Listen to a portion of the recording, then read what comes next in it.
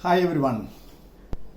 One day a professor went to a class and he told the students, last week we studied what is discipline. Today we will discuss what is the difference between discipline and self-discipline.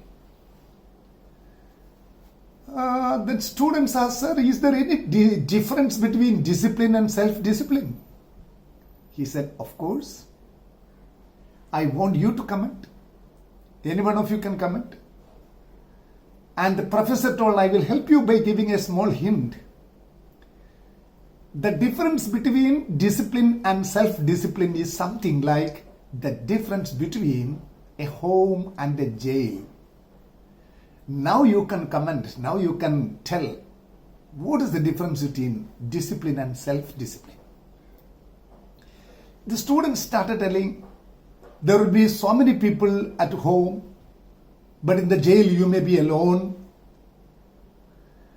There will be a lot of freedom in the home, but there will be no freedom in the jail.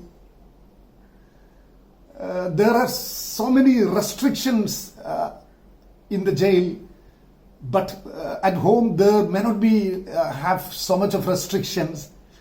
So these types of very intellectually good answers were given by the students, but the professor told, no, I'm not happy. Come on, I want you to give me some creative and different answers, my dear students, please.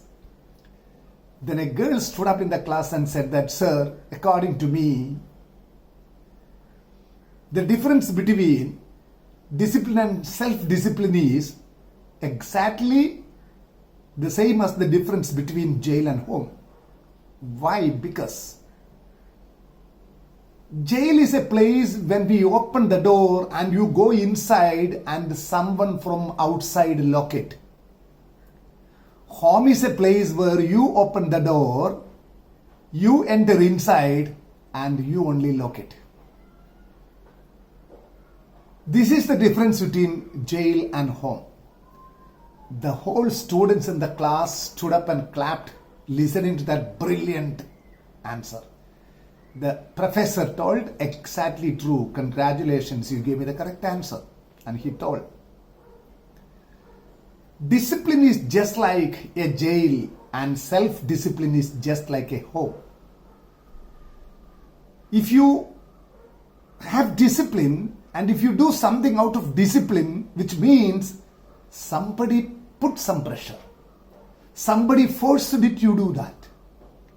Today during this pandemic, we all wear the mask when we move out of the home. Why? Because the government and the police authority ask us to do that. We know if we don't wear the mask, they will catch us and they will punish us.